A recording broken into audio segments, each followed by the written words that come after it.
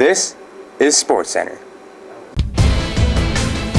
On this edition of NHSPN SportsCenter, we've got 5 new games to cover. The football team got off the schneid with a win against DVE, and they followed that up with a convincing homecoming win over Midway Minto. The volleyball team just keeps on rolling, although not without a little scare from the Park River Aggies. 5 games, 5 anchors, and all on NHSPN SportsCenter right now.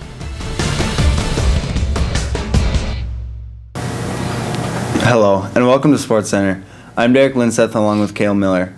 Both the volleyball and football teams had some away games since our last show. After defeating Mulhall on the road, the Bearcat volleyball team returned home to take on the Park River Fortville Lincoln Aggies. The Aggies would be the toughest competition of the volleyball season so far. Quilving begins the match with a hard C spike.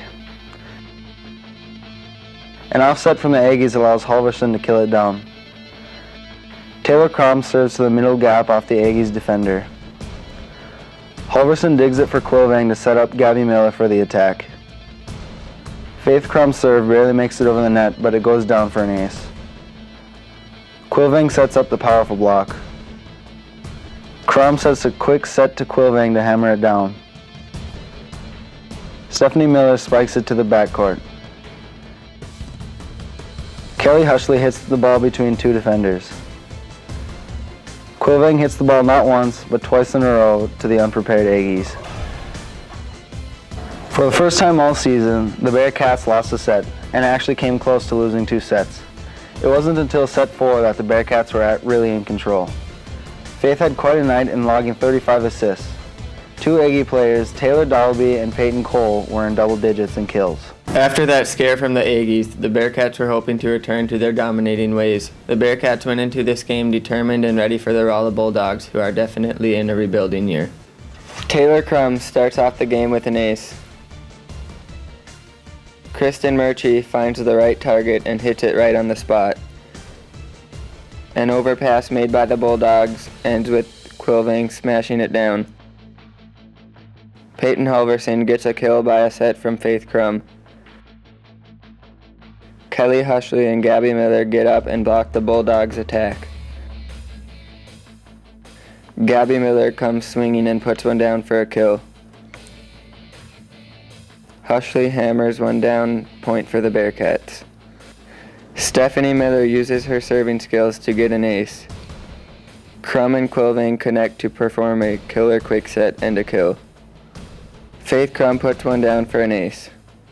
Gabby Miller's serve is shanked into the stands, point for the Bearcats. This match was over quickly as Rolla only scored 27 total points in the 3 sets. The Bearcats couldn't even pad their skill stats as many of their points came off of Rolla errors. Other than Macy, no one had more than 5 kills for either team, and the total assists were only half of what the team had against Park River. Hi, I'm Peyton Halverson. Macy Quilving and I will be covering the first 2 football games. For their 4th game of the season, the Bearcats took on the Drayton Valley Edinburgh Titans. Hoping to shake the losing streak of their past 2 games, the Bearcats went into the game not willing to take another loss.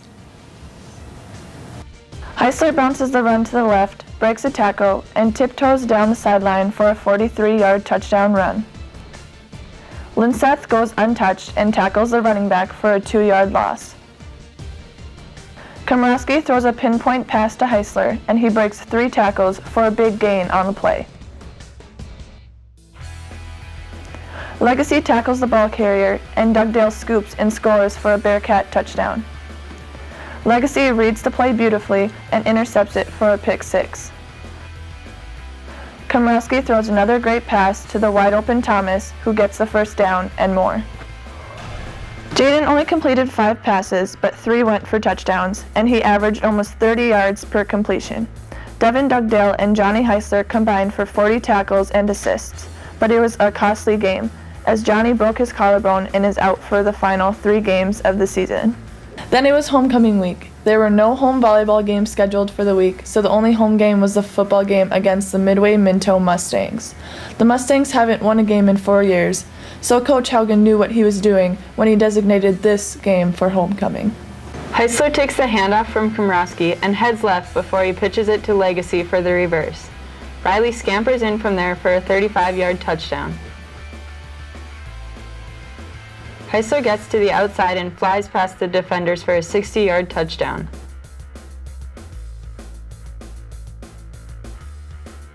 Komrosky gets the snap and hits Heisler with an outstanding touchdown pass. The rain causes a Mustang receiver to drop the ball, and Komrosky gets it for a turnover. Komrosky gets in front of the receiver and snags the ball for an interception. Dugdale hits a Mustang running back, causing the fumble. Timo Sturr picks it up and runs in for the final touchdown.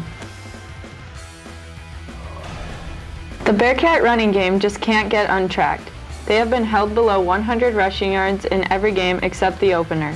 After 2 straight games of below 100 yards passing, Jaden topped 200 yards for the second time this season. And now we'll hand it over to Johnny Heisler for the final game of the show. Thanks, Macy. The Bearcats haven't played North Border since 2010, when they won handily. This year's North Border team came into this game with the same number of losses as North Star, but their losses to tough opponents have been much closer than what the Bearcats have done against those same foes. It looked like it might be a tough matchup for North Star. This wasn't a good night for the Bearcat defense, but Jared Clay makes a nice shirt tackle early in the game. The passing game was working for the Bearcats as Jaden hits just short of 200 yards in the air. On a 3rd and 12, Komrosky hits Legacy for one of his many catches on the day. Komrosky drops back for a pass, but he sees a bit of daylight and takes off for the end zone from 40 yards out. Jaden led the team in rushing from the quarterback position. Timo Sturr, the foreign exchange student from Germany, saw a lot of action at wide receiver, and he pulls in this pass for a 30-yard gain. Devin Dugdale goes out on a pass route on the 2-point conversion attempt, but he falls down in the end zone. After a short nap, he decides to get up and finds himself all alone for the catch. With 4 wide receivers in the set, Jaden finds Timo in the end zone for his first receiving touchdown as an American. Riley got most of his 105 receiving yards on this long bomb from Jaden as he pulls it in and just manages to get past the goal line before being tripped up. Derek Linseth and Devin Dugdale team up for the TFL late in the game. Jaden accounted for almost all the Bearcats' yardage, either through the air or on the ground. Timo Sturr had a great game as wide receiver. This was the first game in which he saw any significant playing time on offense. On defense, the tackles were more evenly distributed than normal. Thanks, Johnny. That's it for this show. Tune in again in a couple of weeks when we'll finish up the football season, review the Deluxe volleyball tournament, and a couple of home volleyball games. Thanks for watching.